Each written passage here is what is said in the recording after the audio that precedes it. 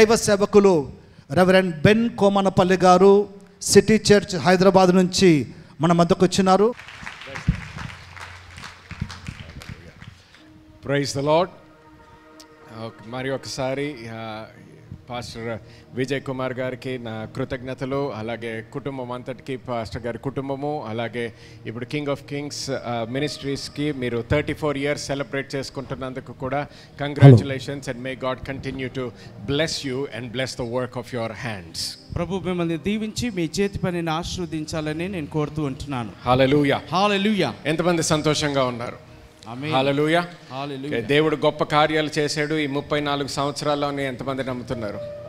Okay, కొంతమంది అన్ని 34 సంవత్సరాలు ఉండుండొచ్చు, కొంతమంది రీసెంట్గా జాయిన్ అయ్యి ఉండొచ్చు. కానీ ఒక్కటే గుర్తుపెట్టుకోవాల్సింది ఏంటంటే, మీరు ఈ 34 సంవత్సరాల్లో చేసిన గొప్ప విషయాలు ఈ 2024 సంవత్సరంలో దేవుడు చేయబోతున్నాడు. Hallelujah, hallelujah, hallelujah. Everything that God has done in the last 34 years, గత 34 సంవత్సరాలుగా ప్రభు చేసిన ప్రతి కార్యమును బట్టి God will do great and mightier things in this one year in 2024. ఈ సంవత్సరంలో దేవుడు వాటికంటే గొప్ప కార్యాలు చేయనై ఉన్నాడని నమ్ముదాం. హల్లెలూయా, హల్లెలూయా, హల్లెలూయా. మరి నేను కూడా ఇందాక కొంత వీడియో చూశారు, అలాగే ఇంట్రడక్షన్లో విన్నారు. నాకు నా భార్య అలాగే నా 3 పిల్లలు, మా సంఘము అందరి నుంచి కూడా మీ అందరికీ కూడా greetings from Hyderabad and new city church. And ఈరోజు మీటింగ్ ద్వారా, రేపు జరగబోయే మీటింగుల ద్వారా కూడా మీరందరూ కూడా ఆశీర్వదించబడతారని నమ్ముతున్నాను. ఆమేన్, ఆమేన్, ఆమేన్. హల్లెలూయా, హల్లెలూయా.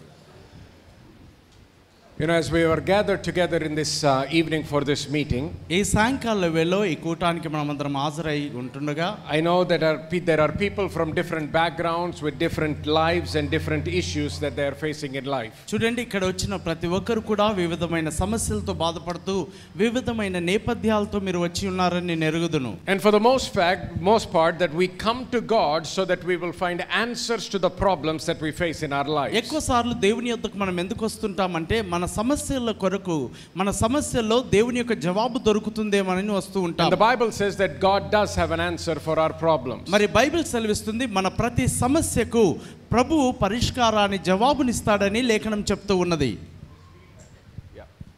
Okay, we have a solution. God says there is a solution for every issue and problem that we face in our life. మన జీవితంలో మనం ఎదుర్కొంటున్న ప్రతి సమస్యకు ఒక జవాబు, పరిష్కారాన్ని ప్రభు అనుగ్రహిస్తూ ఉన్నాడని లేఖనం చెప్తూ ఉన్నది. గుర్తించాల్సింది, గమనించాల్సింది ఏంటంటే, మనం దేవుని యొక్క సన్నిధికి వచ్చినప్పుడు, దేవుని దగ్గరికి వచ్చినప్పుడు, దేవుని నుంచి ఏదన్నా పొందుకోవాలి అని వచ్చినప్పుడు, అది ఆశీర్వాదం అవ్వచ్చు, అది స్వస్థత అవ్వచ్చు, అది ఒక దీవెన అవ్వచ్చు, ఒక సంతానం కొరకు అవ్వచ్చు, ఏదో ఒక రకంగా దేవుని నుంచి మనం ఏదన్నా పొందుకోవడానికి వచ్చినప్పుడు, అది దేవుని వాక్యంలో చూస్తే ఎవరైతే యేసుక్రీస్తు దగ్గరికి అలాగొచ్చారో, ఒక్కసారి సౌండ్ అది సెట్ చేసి వదిలేసేయండి కొద్దిగా ప్లీజ్. ఓకే, ఒక్కసారి యేసుక్రీస్తు దగ్గరికి ఎవరన్నా వ్యక్తి వచ్చిన తర్వాత ఏ అవసరతతో వాళ్ళైతే వచ్చారో ప్రతిసారి కూడా ఆ అవసరత తీర్చబడిన తర్వాతే ఆయన సన్నిధి నుంచి బయటికి వెళ్ళారు. హల్లెలూయా. సో ఎక్కడ కూడా ఒక సమస్యతో యేసుక్రీస్తు దగ్గరికి వచ్చిన తర్వాత ఆ సమస్య తీర్చకుండా యేసుక్రీస్తు ఎవరిని వెనక్కి పంపించలేదు. లేకపోతే ఇప్పుడు దేవుని యొక్క ప్రణాళిక కాదు అని చెప్పి పంపించలేదు. లేకపోతే నీ సమయం, దేవుడు దీవించే సమయము నీ జీవితంలో ఇంకా రాలేదు కాబట్టి నువ్వు ఇంకా కొంత సమయము గడపాలి, లేకపోతే ఇంకా సమయము కొద్దిగా ఆగాలి, దాని తర్వాత దేవుడు దీవిస్తాడని ఎక్కడ కూడా మనము చూడము. కానీ వాక్యములో చూడనప్పటికీ చాలామంది క్రైస్తవులు మనము ఏ విధంగా ఆలోచిస్తామంటే, అంటే మన జీవితంలో దేవుని వాక్యము నెరవేర్చబడినప్పుడు, దేవుని వాక్యము లేకపోతే దేవుని యొక్క వాగ్దానము మన జీవితంలో కనిపించినప్పుడు చాలాసార్లు మనము సత్యంని వెతకకుండా చాలాసార్లు ఏం చేస్తామంటే, మన అనుభవాల ప్రకారము, లేకపోతే వేరే వాళ్ళ మూఢనమ్మకాల ప్రకారము, లేకపోతే ఒక్కొక్కసారి ట్రెడిషన్ అంటే ఆచారాల ప్రకారము ఏ విధంగా అయితే వేరే వాళ్ళు చెప్పిన మాటలు మనము విని అదే ఆచారాలు మన జీవితంలో కూడా కొనసాగడం జరుగుతుంది. సో ముఖ్యంగా గుర్తుపెట్టుకోవాల్సింది ఏంటంటే బైబిల్ ఏమని ఉంటుందంటే you shall know the truth and the truth shall set you free. మీరు సత్యముని ఎరిగినప్పుడు ఆ సత్యము మిమ్మల్ని స్వతంత్రులుగా చేస్తూ ఉందని లేఖనం చెప్తూ ఉంది. హల్లెలూయా, ఆమేన్. ఓకే, ఏమి స్వతంత్రులుగా చేస్తుందంటే మనల్ని సత్యము. ఆ సత్యము మనం ఎప్పుడైతే తెలుసుకుంటామో, ఆ సత్యము ప్రకారం ఎప్పుడైతే జీవిస్తామో, ఆ సత్యాన్ని ఎప్పుడైతే మనం వెంబడిస్తామో అప్పుడు మనము స్వతంత్రంలోకి వెళ్తామంట. సో స్వతంత్రం అంటే కేవలము ఒక ఏదో మనము బానిసలుగా జీవిస్తున్నాం అన్నట్టు కాదు, లేకపోతే ఎవరో మనల్ని హింసిస్తున్నారని కాదు. కానీ మన జీవితంలో ఒక్కొక్కసారి మనము క్రైస్తవులుగా మార్చబడిన తర్వాత కూడా మన జీవితంలో కొన్ని విషయాలలో మనం బానిసలుగానే జీవిస్తుంటాము. కొన్ని విషయాల్లో మనకి స్వతంత్రము కావాలని కోరుకుంటున్నాము. ఏదో విధంగా ఎప్పుడు ఈ శాపంలాగే నా జీవితము, లేకపోతే ఆశీర్వాదం ఎప్పుడు వస్తుంది, నా పిల్లల జీవితాలు ఎప్పుడు మారుతాయి, నా భర్త ఎప్పుడు మారుతాడు, నా భార్య ఎప్పుడు మారుతుంది, నా తల్లిదండ్రులు ఎప్పుడు మారుతారు, లేకపోతే నా ఆర్థిక విషయము ఎప్పుడు మారుతుంది, ఇటువంటి ప్రశ్నలతో మనం దేవుని దగ్గరకు వస్తాము. కానీ ఇటువంటి ప్రశ్నలతో మనం దేవుని దగ్గరకు వచ్చిన తర్వాత కూడా మనం గుర్తించాల్సింది ఏంటంటే దేవుని వాక్యంలో మనం ఎప్పుడు కూడా దేవుడు అదే పరిస్థితితో పంపించినట్టు కనిపించదు. కానీ మన జీవితాలు, క్రైస్తవ జీవితాలు మనం గమనించేటప్పటికీ చాలాసార్లు అదే సమస్యలతోనే ఇంకా జీవిస్తున్నాము. ఆ విధంగా ఎందుకు జీవిస్తున్నాము అనే ప్రశ్న అడిగేటప్పటికి చాలాసార్లు వాక్యానుసారంగా సత్యము మన జీవితంలోకి రావట్లేదు, కానీ మతపరముగా కొన్ని జవాబులు మన జీవితంలోకి రావడం మొదలవుతాయి. మతపరముగా మనం ఆలోచించడం వల్ల స్వతంత్రం రాదు మన జీవితంలోకి. ఓకే, విడుదల అనేది ఎలాగొస్తుంది, స్వతంత్రం అనేది ఎలాగొస్తుంది వాక్యం ప్రకారము? ఏం తెలుసుకుంటే వస్తుందండి? సత్యము, ట్రూత్. సత్యము తెలుసుకున్నప్పుడు మనకి స్వతంత్రం వస్తుంది. సో సత్యం, నువ్వు క్రైస్తవుడిగా ఉన్న తర్వాత కూడా, క్రైస్తవురాలుగా ఉన్నప్పటికీ కూడా నీకు సత్యము నీ జీవితంలోకి రాలేదనుకోండి, ఆ విషయం గురించి ఎక్కడైతే బంధకంలో ఉన్నావో, ఎక్కడైతే కష్టపడుతున్నావో, ఎక్కడైతే దేవా ఆశీర్వాదం ఎప్పుడు అనుభవిస్తానయ్యా, దేవా ఎప్పుడు నాకు స్వస్థత వస్తుంది, ఎప్పుడు నాకు సంతోషం వస్తుంది, ఎప్పుడు నాకు మనశ్శాంతి వస్తుంది, ఎప్పుడు నా ప్రార్థనకి జవాబు వస్తుంది, ఎక్కడైతే నువ్వు బానిసగా జీవిస్తున్నావు, ఎక్కడైతే స్వతంత్రము కావాలంటున్నావో అక్కడ కావాల్సింది ఏంటి? కేవలం నువ్వు క్రైస్తవుడిగా ఉండడం కాదు, ఆ ప్రత్యేకమైన విషయానికి నీకు కావాల్సింది ఏంటి? సత్యము. అందరూ సత్యము అనండి. సత్యము. ఓకే, ఆ విషయముకి దాని గురించి అసలు దేవుడు ఏమన్నాడో మనం తెలుసుకోవాలి. ఎందుకంటే ఆ విషయము గురించి దేవుడు ఏమన్నాడో తెలుసుకోలేదనుకోండి, ఆ విషయము గురించి సత్యము మనకు తెలియదు అన్నట్టు. సో దేవుడు ఏం మాట్లాడతాడో అదే సత్యము. అందుకని మనం ఏమంటాం? వాక్యము సత్యమై ఉన్నది. హల్లెలూయా, ఆమేన్. ఓకే, వాక్యము సత్యమై ఉన్నది. మన ఆలోచనలు సత్యము కాదు. వేరే వాళ్ళు ఎవరో గమనించండి, ఇది రెస్పెక్ట్ఫుల్గా అంటున్నాను, గౌరవంగా అంటున్నాను, నేను దైవజనునే. కానీ ఒక దైవజనుడు అన్నంత మాత్రాన అది సత్యము కాదు. గొప్ప దైవజనుడు అయి ఉండొచ్చు, ఎంత గొప్ప దైవజనుడైనా ఆయన చెప్పిన వాక్యము లేకపోతే ఆయన చెప్పిన మాట వాక్యానుసారంగా లేదనుకోండి, అది సత్యము కాదు, అది సత్యము కాదు. సో కేవలము ఒక దైవజనుడు చెప్పాడండి, ఒక పాస్టర్ గారు చెప్పారండి, ఒక ప్రవక్త చెప్పారండి, ఆ ఇవాంజలిస్ట్ గారు చెప్పారు అంటే మంచిదే వాళ్ళు చెప్పింది, కానీ వాళ్ళు చెప్పింది వాక్యానుసారంగా ఉందా లేదా అనే ప్రశ్న మనం వేసుకోవాలి. టీవీ ఇవాంజలిస్ట్ అండి, టీవీ పాస్టర్ అండి, టీవీ ప్రీచర్, ఎన్ని టీవీలో ఉన్నా, ఎన్ని భాషల్లో వాళ్ళు చెప్తున్నా, ఇండియా ప్రతి స్టేట్లో వాళ్ళ ప్రోగ్రామ్ చూడొచ్చు, లోకమంతా వాళ్ళ ప్రోగ్రామ్ చూడొచ్చు. ప్రోగ్రామ్ ఎంతమంది చూస్తున్నారో దాన్ని బట్టి నీకు విడుదల రాదు. విడుదల ఎలా వస్తుంది? మళ్ళీ ఒకసారి సత్యమును, మళ్ళీ గట్టిగా ఒకసారి సత్యమును, సత్యము ద్వారా. హల్లెలూయా, హల్లెలూయా. సో సత్యము మనకు ఎక్కడ తెలుస్తుంది? వాక్యములో తెలుస్తుంది. ఓకే, వాక్యంలో తెలుస్తుంది. సో మన జీవితంలో మనకి విడుదల కావాలి, దేవుని యొక్క ఆశీర్వాదము కావాలి, దేవుని యొక్క ఆశీర్వాదము నేను పొందుకోవాలి, దేవుని గురించి నేను ఎక్కువ తెలుసుకోవాలంటే కేవలం సంఘానికి వచ్చి వెళ్ళిపోవడం వల్ల అవ్వదు, ఒక మీటింగ్ అటెండ్ అయ్యి వెళ్ళిపోవడం వల్ల కాదు. సంఘం రావడం చాలా మంచిదే, మీటింగ్కి రావడం కూడా చాలా మంచిదే. ఎందుకు? అక్కడ సరి అయిన వాక్యము విడుదల అవుతుందంటే నీకు అక్కడికి వచ్చేదేంటి? సత్యం వస్తుందన్నమాట. ఓకే, సత్యం వస్తుంది అనమాట నీ జీవితానికి. ఎప్పుడైతే సత్యం వస్తుందో విడుదల వస్తుంది. అలాగే సత్యము ఏమంటున్నా, వాక్యము వినటం వలన ఏమొస్తుందంట? విశ్వాసం వస్తుందంట. విశ్వాసం వస్తుంది. సో ఎప్పుడైతే క్రీస్తు చెప్పిన వాక్యము, అభిషేకింపబడిన వాక్యము నువ్వు ఎప్పుడైతే వింటావో, నీకు కేవలం, అందుకనే ఎప్పుడు కూడా ఇదేదో స్పీచ్ కాదు. ఒక దైవజనుడు మాట్లాడుతున్నాడంటే మంచి స్పీచ్ ఇచ్చారండి, మంచి స్పీచ్ కాదు అది లెక్చర్ కాదు. ఒక కాలేజ్కి వెళ్తే ఒక ప్రొఫెసర్ లెక్చర్ ఇచ్చినట్టు లెక్చర్ ఇవ్వడం కాదు. అభిషేకింపబడిన వాక్యము ఎప్పుడైతే విడుదలవుతుందో అప్పుడు విశ్వాసం వస్తుందంట. హల్లెలూయా, హల్లెలూయా. ఓకే, దేనికి విశ్వాసం వస్తుంది? దేవుడు చెప్పిన విషయాలలో నీకు విశ్వాసం వస్తుంది. ఇంకొక విధంగా చెప్పాలంటే సత్యములో విశ్వాసం వస్తుంది. సత్యములో విశ్వాసం వస్తుంది.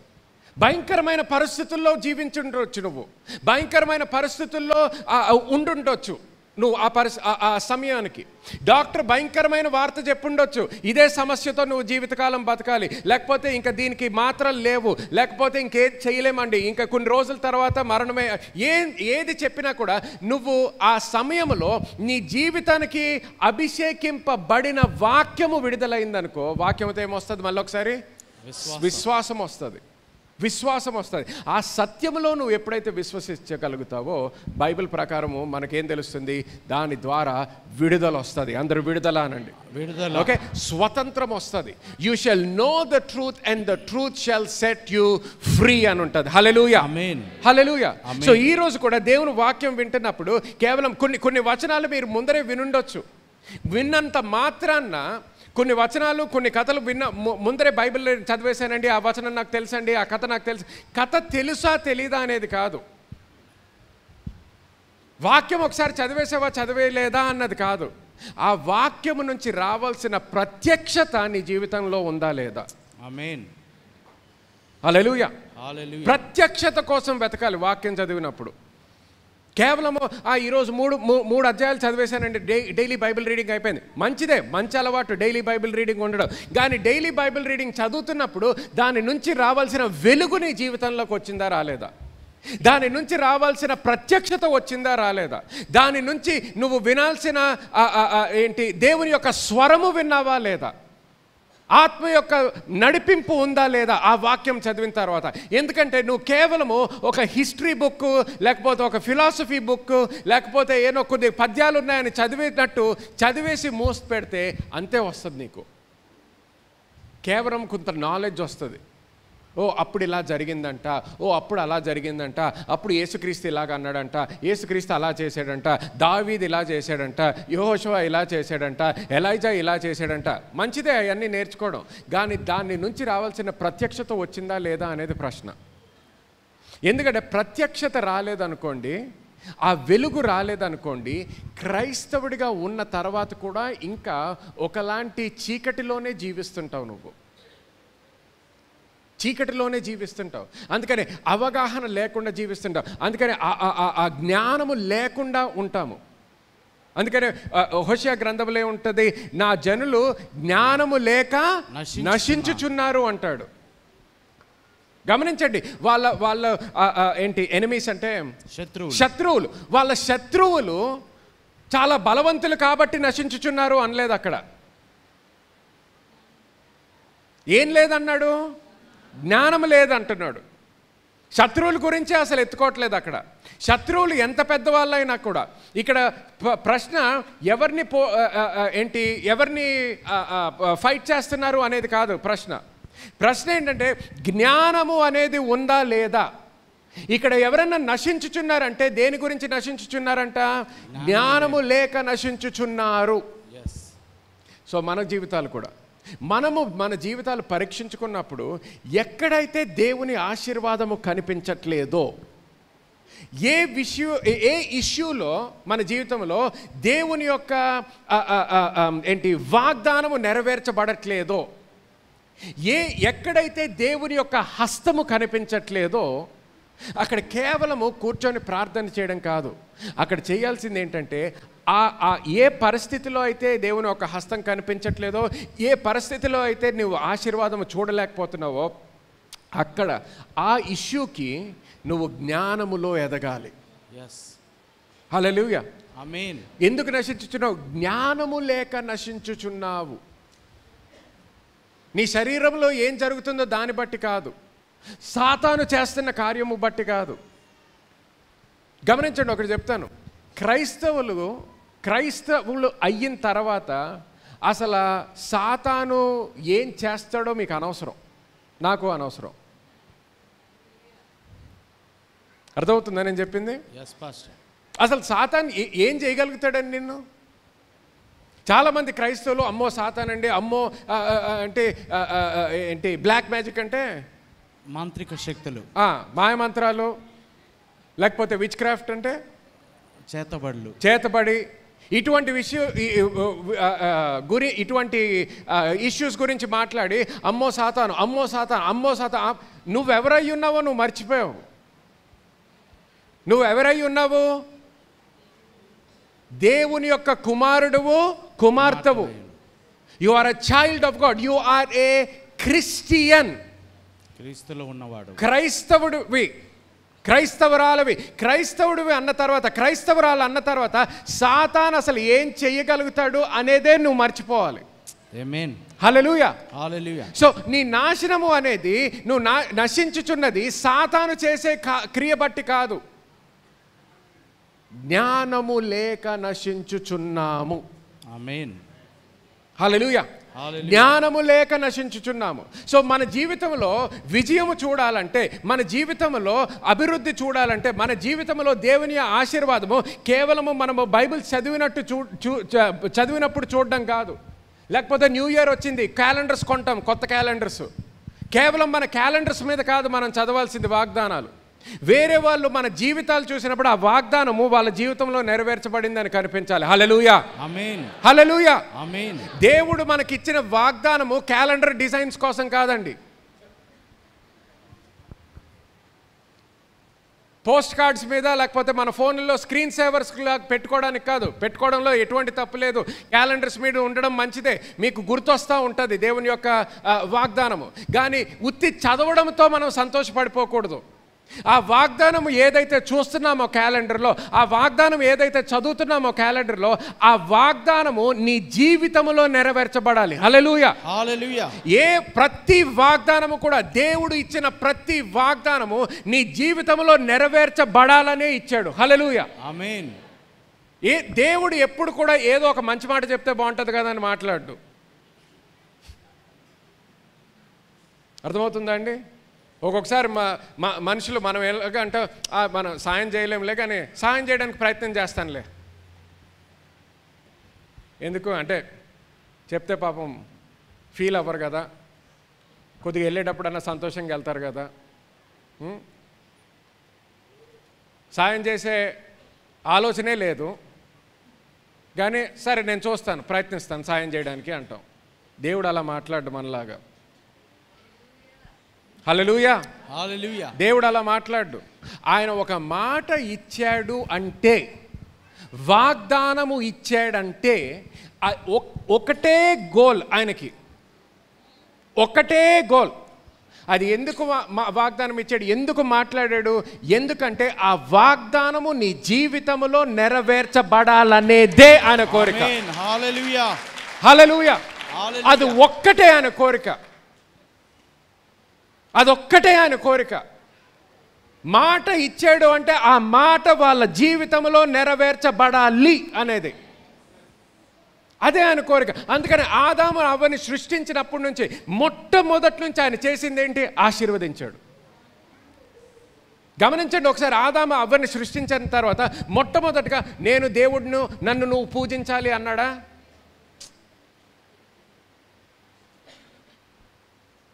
ఇంకే దేవుళ్ళని, ఏ దేవతల గురించి ఆలోచించద్దు, నన్నే పూజించాలి అన్నాడా? నన్నే ప్రేమించాలి అన్నాడా? అసలు వర్షిప్ అంటే ఆరాధన గురించి, ప్రేమించడం గురించి అసలు ఆ మాటే మాట్లాడు. ఫస్ట్ నుంచి ఆయన ఆలోచన అంతా ఏంటి? ఇలా ఆశీర్వదించబడాలి. వాళ్ళు నన్ను ప్రేమించడం కాదు, ఫస్ట్ నేను వాళ్ళని ఎంత ప్రేమిస్తానో వాళ్ళు తెలుసుకోవాలి. హల్లెలూయా. ఆమేన్. అందుకనే వాళ్ళంత పాపం చేసిన తర్వాత, ఇదంతా అయిన తర్వాత కూడా ఆయన ప్రణాళిక, మానవుడి గురించి ఆయన ప్రణాళిక మార్చుకోలేదు, ఆయన ఆలోచన మార్చుకోలేదు. అందుకనే తర్వాత అబ్రహాముని ఎన్నుకుంటాడు. అబ్రహాముని ఎన్నుకున్నప్పుడు జెనసిస్ చాప్టర్ 12 ఆదికాండము 12వ అధ్యాయము 12వ అధ్యాయంలో గమనించండి, మొట్టమొదటిసారి అబ్రహాంతో మాట్లాడుతున్నాడు. మొట్టమొదటిసారి ఆయనతో మాట్లాడుతూ మొట్టమొదటిసారి ఆయన చెప్పేదేంటి? నేను నిజమైన దేవుణ్ణి, నన్ను పూజించాలి. అసలు ఆ మాటలే రావు. మొట్టమొదటిసారి మాట్లాడినప్పుడే నేను నిన్ను ఏ విధంగా ఆశీర్వదిస్తానో చెప్తాడు. నిన్ను గొప్ప జనముగా చేసి నిన్ను ఆశీర్వదించి నీ నామమును గొప్ప చేయుదును, నీవు ఆశీర్వాదముగా నుందువు. హల్లెలూయా, ఆమేన్. 3వ వచనం చదవండి. నిన్ను ఆశీర్వదించు వారిని ఆశీర్వదించెదను, నిన్ను దూషించు వారిని శపించెదను. భూమి యొక్క సమస్త వంశములని యందు ఆశీర్వదింపబడునని అబ్రహాముతో అనగా. హల్లెలూయా, ఆమేన్. హల్లెలూయా. చూడండి, ఎప్పుడు కూడా మానవుడితో మాట్లాడుతున్నాడంటే ఆయన ఆలోచన అంతా వీళ్ళు నా సృష్టి, we're made in the image and likeness of God. దేవుని యొక్క పోలికలో, దేవుని యొక్క స్వరూపంలో ఆయనను సృష్టించున్నాడు. హల్లెలూయా. ఆయన సృష్టించినప్పటి నుంచి ఆయన కోరుకునేది, ఆయన కావాల్సింది ఏంటి? మనతో సహవాసము కోరుకుంటున్నాడు, మనతో ఒక సంబంధము కోరుకుంటున్నాడు, మనతో మాట్లాడాలని కోరుకుంటున్నాడు. మీరు ఆయనతో మాట్లాడాలనేదే ఆయన కోరుకుంటున్నాడు. సో ప్రతిసారి మానవుడి దగ్గరికి వచ్చినప్పుడు ఆయనకు ముఖ్యంగా దేని గురించి మాట్లాడతాడు? నిన్నల్ని ఆశీర్వదిస్తాను, నేను ఎంత ప్రేమిస్తున్నానో మీరు తెలుసుకోవాలి, ఎటువంటి ఆలోచనలు ఉన్నాయో, ఎటువంటి ప్రణాళిక ఉందో మీ పట్ల నేను ఏ విధంగా ఆలోచిస్తున్నానో మీరు తెలుసుకోవాలి అంటున్నాడు. హల్లెలూయా, ఆమేన్. హల్లెలూయా. కానీ ఏమైందంటే ఇన్ని వేల సంవత్సరాల్లో కూడా ప్రతిసారి ఎప్పుడైతే ఆయన ఆశీర్వదించాలనుకుంటాడో, సాతాను చేసే క్రియలు బట్టి, సాతాను యొక్క ఆలోచనలు బట్టి, సాతాను యొక్క టెంప్టేషన్స్ బట్టి, ప్రతిసారి శోధనలు బట్టి, ప్రతిసారి మానవుడు ఎప్పుడైతే సత్యము మర్చిపోతాడో, మానవుడు ఎప్పుడైతే ఆయన చెప్పిన వాక్యం, ఆయన చెప్పిన మాట మర్చిపోతాడో, మానవుడు ఎప్పుడైతే ఆయన వాగ్దానము మర్చిపోతాడో, ఆయన నుంచి దూరం అయిపోవడం మొదలు పెడతాడు. ఎప్పుడైతే దూరం అవ్వడం మొదలు పెడతాడో, చీకటిలో జీవిస్తుంటాడో, బంధకములో జీవించడం మొదలవుతుంది ఆయన జీవితం. ఇప్పటి వరకు అర్థమవుతాయి? ఒకసారి హల్లెలూయా అనండి. హల్లెలూయా. సో ఆ బంధకము నుంచి మనం బయటికి ఎలా రావాలి? ఆ బంధకము నుంచి బయటికి రావడం మాత్రమే కాదు, కానీ దేవుని యొక్క ఆశీర్వాదములో ఏదో ఒక్కసారి జీవించడం కాదు, ఒక్కసారి అనుభవించడం కాదు, కానీ ప్రతిరోజు కూడా దేవుని యొక్క ఆశీర్వాదం అనుభవిస్తూ ఎలా జీవించాలి, అది ప్రశ్న. ఆమేన్. ఏదో అవసరత ఉన్నప్పుడు ప్రార్థన చేసాము, దేవుడు ఏదో ఇచ్చాడు అంటే సరిపోదు. అసలు ప్రతిరోజు కూడా దేవుడు మనకి కోరుకున్నటువంటి జీవితము జీవించాలంటే ఎలాగా? యేసుక్రీస్తు ఏమన్నాడు? యోహాను సువార్త 10వ అధ్యాయము 10వ వచనంలో, దొంగతనమును హత్యయు నాశనము చేయుటకే వచ్చును, కానీ నేను గొర్రెలకు మంచి కాపరిని, మీకు జీవమిచ్చుటకును సమృద్ధి అయిన జీవమిచ్చుటకు నేను వచ్చి తిని. హల్లెలూయా, హల్లెలూయా. గమనించండి, దేని కొరకు వచ్చాడంట? దొంగతనం. కానీ యేసుక్రీస్తు దేనికి వచ్చాడు? జీవమిచ్చుటకు, అది సమృద్ధిగా కలుగుటకు నేను వచ్చి తిని. ఎటువంటి జీవితము? సమృద్ధి జీవము. అందరూ గట్టిగా చెప్పాలి. సమృద్ధి జీవము, సమృద్ధి అయిన జీవము, సమృద్ధి జీవము ఇవ్వడానికి వచ్చాడంట. ఆమేన్. దాని కొరకు నేను వచ్చాను అంటున్నాడు. సో అంటే ఏంటి? ఆయన కోరిక, ఆయన ప్రణాళిక ఏంటో మనకు తెలిసిపోతుంది అక్కడ. ఆయన కోరిక, ఆయన ప్రణాళిక ఏంటంటే ప్రతి క్రైస్తవుడు కూడా ఆ అద్భుతమైన అబండెంట్ లైఫ్, సమృద్ధి అయిన జీవితము అనుభవించాలనేది ఆయన కోరిక. ఆమేన్. హల్లెలూయా, హల్లెలూయా. సో దాంట్లో అంటే నాకు తెలియదండి, దేవుని ప్రణాళిక తెలియదు, దేవుడు ఏం కోరుకుంటారు, దీంట్లో క్వశ్చనే లేదు. ప్రార్థన చేసి కనుక్కోవాల్సిన అవసరత కూడా లేదు. ఇప్పుడు చూడండి, దేవుని వాక్యంలో ఏమని ఉంటుంది? ప్రతి మానవుడు కూడా రక్షింపబడాలనేదే దేవుని యొక్క ప్రణాళిక, కోరిక. దాని గురించి ఇప్పుడు ప్రార్థన చేస్తామా? అంటే నేను నా బంధువుల గురించి ప్రార్థన చేస్తున్నానండి, కానీ వాళ్ళ రక్షణ గురించి ప్రార్థన చేయకముందర అసలు 3 రోజులు ఉపవాసం ఉందాం అనుకుంటున్నాను. దేనికి అంటే అసలు దేవుని యొక్క ప్రణాళిక కాదా అని, అసలు వాళ్ళని రక్షించాలా కాదా అని తెలుసుకోవడానికి అని ఎవరన్నా అంటే, చాలా మంచి ప్రార్థన బాబు, చాలా మంచి ప్లాన్ అంటారా? అనము. ఎందుకు?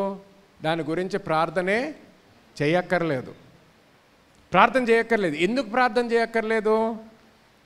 ఆయన ప్రణాళిక తెలుసు కాబట్టి. అర్థమవుతుందండి ఇప్పుడు? ఇది నేను చెప్పిన పాయింట్ చాలా ముఖ్యం, చాలా ఇంపార్టెంట్. ఎందుకు ప్రార్థన చేయక్కర్లేదు దాని గురించి? అదే ఆయన చిత్తముగా, ఆయన ప్రణాళిక మనకి తెలుసు కాబట్టి. చాలా ముఖ్యం, గుర్తుపెట్టుకోండి ఇది. ప్రార్థన ఎందుకు చేయక్కర్లేదు? ఆయన ప్రణాళిక మనకి తెలుసు కాబట్టి ఆ విషయము గురించి మనం ప్రార్థన చేయక్కర్లేదు. సో మనము ప్రార్థన దేని గురించి చేయాలి? ఆ వ్యక్తి ఎవరైతే నీ బంధువు అవ్వచ్చు, స్నేహితుడు అవ్వచ్చు, పక్కింటి వాళ్ళు అవ్వచ్చు, వాళ్ళ కొరకు ప్రార్థన చేయాలి. కానీ దేవా నీ చిత్తమా కాదా అని ప్రార్థన చేయాల్సిన అవసరత లేదు. సో ఎప్పుడైతే ఆయన చిత్తము తెలుస్తుందో దానిలో మనకి విశ్వాసం ఉండగలుగుతుంది. అర్థమవుతుందా అండి? సో అప్పుడు నువ్వు దాని గురించి ప్రార్థన చేయడం మొదలు పెట్టగలుగుతావు. కానీ మన జీవితంలో చాలాసార్లు ఇప్పుడు మన చాలాసార్లు ఎక్కడ ఉంటాయి సమస్యలు? Where do we have problems? We will have most people prayer request అన్నీ ఎక్కువ దేని గురించి ఉంటాయి? ఆర్థిక విషయాల గురించి ఉంటుంది, లేకపోతే స్వస్థతల గురించి ఉంటాయి. ఓకే, కొంతమంది పాస్టర్లు కూడా ఉన్నారు. పాస్టర్లు ప్రేయర్ రిక్వెస్ట్ అన్నీ దేని గురించి ఉంటాయి? ఆర్థిక విషయాల గురించి ఉంటాయి. అంటే అది కాలేజ్ కోసం అనొచ్చు, సీట్ కోసం అనొచ్చు, ఏంటి ప్రమోషన్ కోసం అనొచ్చు, గవర్నమెంట్ జాబ్ కోసం అనొచ్చు, అప్పుల గురించి అనొచ్చు, ఒక కారు కొనుక్కోవాలి, ఒక బైక్ కొనుక్కోవాలి, ఒక అపార్ట్మెంట్ కొనుక్కోవాలనుకుంటున్నాము, ల్యాండ్ కొనుక్కోవాలనుకుంటున్నాము. కానీ అన్నీ కూడా ఏంటి? ఆర్థిక విషయాలు. ఓకే, సో చాలా మట్టుకు ప్రార్థన అవసరతలన్నీ ఆర్థిక విషయాల గురించి ఉంటాయి. లేదు అంటే ఇంకొక విషయం ఏంటి? మన ఆరోగ్యం గురించి. ఓకే, ఎవరో డాక్టర్ దగ్గరికి వెళ్ళారు, మెడికల్ చెకప్ చేశారు, చెకప్ చేసిన తర్వాత డాక్టర్ ఇలాగ అన్నారండి, భయం వేస్తుంది, దీని గురించి తప్పకుండా మీరు ప్రార్థన చేయాలి. సో రెండు విషయాలు కూడా మనము అటువంటి పరిస్థితిలో వచ్చేసేటప్పటికి మనము మతపరముగా ఆలోచించేటప్పటికి మనం ప్రతిసారి ఏమనుకుంటామంటే, ప్రతిసారి అటువంటి భయంకరమైన పరిస్థితిలో ఉంటే మనం చేయాల్సింది ప్రార్థన అనుకుంటాము. ప్రార్థన చెయ్యొద్దు అనట్లేదు, కానీ చాలా జాగ్రత్తగా గమనించండి. ఇక్కడ మతపరముగా నేను చెప్పట్లేదు, సత్యము తెలుసుకోవాలి. సత్యము తెలుసుకున్నప్పుడు ఏమవుతుంది? స్వతంత్రులు అవుతారు. హల్లెలూయా, స్వతంత్రులు అవుతారు. సో దేవుడి వాక్యము ప్రకారము ఎక్కడ కూడా యేసుక్రీస్తు యొక్క మాటలు చూస్తే నూతన నిబంధనలో ఎక్కడ కూడా ఒక అనారోగ్యముతో బాధపడుతున్నారు అంటే యేసుక్రీస్తు వెళ్ళి అనారోగ్యంతో బాధపడుతున్న వాళ్ళందరికీ కూడా ప్రార్థన చేయండి అని రాసలేదు, ఎక్కడ అలాగ అనలేదు.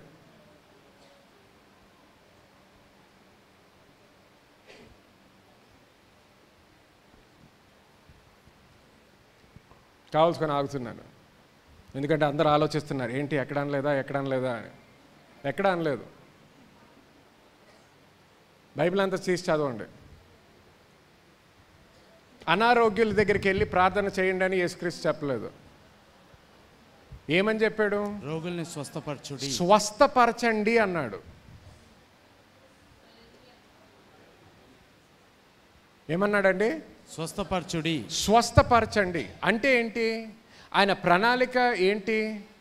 ఒక వ్యక్తి అనారోగ్యంతో బాధపడుతుంటే ఆయన ప్రణాళిక ఏంటి? ఆ వ్యక్తి గురించి స్వస్థతలో నడవాలని, స్వస్థత పొందుకోవాలని. కానీ ఇప్పటికీ చాలామంది క్రైస్తవులు అంటే దేవుని చిత్తం ఏమవుతుందో చూస్తున్నామండి, అంటే ప్రార్థన చేస్తున్నాం కానీ దేవుడు ఏం చేస్తాడో మనకు తెలియదండి. ఎంతమంది విన్నారు అలాంటి డైలాగులు? విన్నారా లేదా? కమన్, చర్చిలో ఉన్నారు, సత్యాలు చెప్పండి. అవునా కాదా?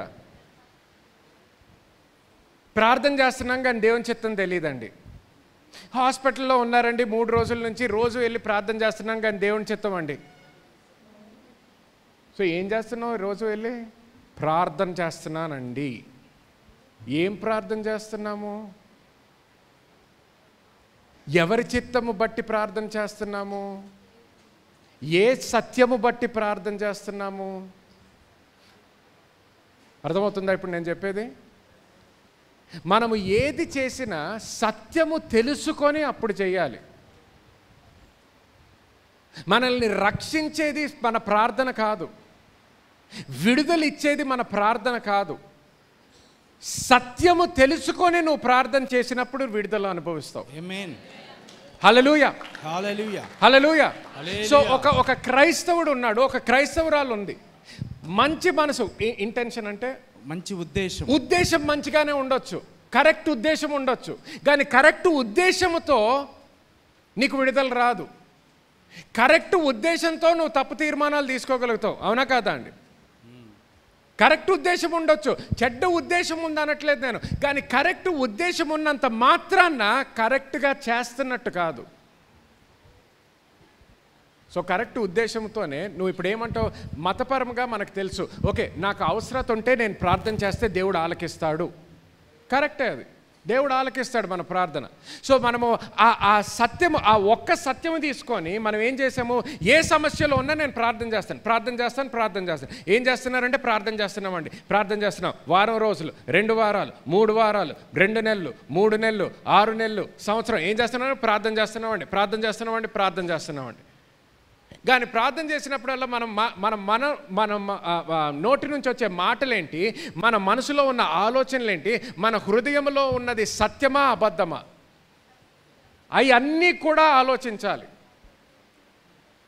ఎందుకంటే నువ్వు కేవలము వెళ్ళి నేను ప్రార్థన చేస్తున్నానండి దేవుడు ఎందుకు చేయట్లేదో నాకు అర్థం అవ్వట్లేదు, ప్రార్థన చేస్తున్నామండి దేవుడు ఇంకా చేయలేదు, ప్రార్థన చేస్తున్నామండి దేవుడు ఇంకా ఎందుకో చేయలేదు, ప్రార్థన చేస్తున్నాం కానీ దేవుని ప్రణాళిక ఏంటో తెలియదండి, ప్రార్థన చేస్తున్నాం కానీ దేవుని ప్రణాళిక ఏంటో తెలియదండి.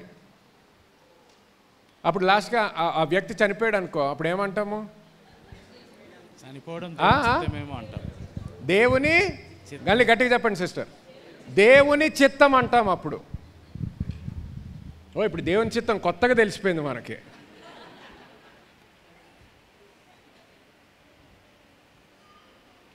వాక్యంలో లేని చిత్తం కూడా తెలిసిపోయింది మనకి ఇప్పుడు.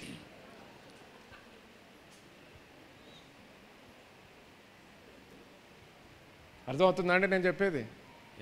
సో ఇప్పుడు ఏమైంది, బైబిల్తో మొదలుపెట్టాము కానీ లాస్ట్కి ఎక్కడికి వచ్చాము, మన సొంత అభిప్రాయాల దగ్గరకు వచ్చాము, మన సొంత అనుభవాల దగ్గరకు వచ్చాము. సో ఇప్పుడు ఏమవుతుంది, అది అయిన తర్వాత ఇంకెవరితోనో నువ్వు మాట్లాడుతున్నప్పుడు ఏమంటావంటే, అమ్మా ప్రార్థన చేయాలి, అప్పుడప్పుడు దేవుడు ఆలకిస్తాడు, అప్పుడప్పుడు దేవుడు స్వస్థపరుస్తాడమ్మా, కానీ అప్పుడప్పుడు దేవుడు స్వస్థపరచడు. అలాంటప్పుడు కూడా మనం దేవుడిని ప్రేమించాలి, ప్రార్థన చేస్తాం, మంచి క్రైస్తవురాలుగా మనం జీవించాలి. అయిపోయింది. ఇప్పుడు అదే ఇంకొక 10 మంది నమ్ముతారు, అది ఇంకొక 100 మందికి చెప్తారు, అదే ఇంకొక 1000 మందికి చెప్తారు, అదే ఇంకొక 10,000 మంది నమ్ముతారు. వినటం వల్ల ఏమొస్తుందండి, విశ్వాసము, గట్టిగా విశ్వాసం. ఇప్పుడు విశ్వాసం దేంట్లో వచ్చింది, సత్యములోనా ఆచారములోనా?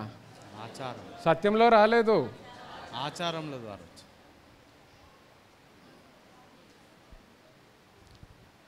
సో ఇప్పుడు నువ్వు ప్రార్థన చేస్తున్నావు కానీ నీ ఆలోచన అంతేంటి, ఒక్కొక్కసారి దేవుడు ఆలకిస్తాడండి కానీ ఒక్కొక్కసారి దేవుడు ఆలకించడండి, ఒక్కొక్కసారి స్వస్థపరుస్తాడండి, గొప్ప కార్యాలు చేస్తాడు దేవుడు ఒక్కొక్కసారి, కానీ ఒక్కొక్కసారి ఏంటో మనకు అర్థం అవుదండి, స్వస్థపరచడు. ఎవరు చెప్పారు నీకు, ఎక్కడ రాసి ఉంది?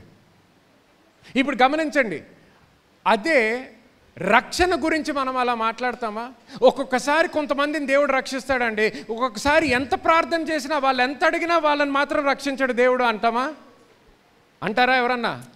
అనము. ఎందుకనమంటే రక్షణ గురించి బాగా బోధలు విన్నాము.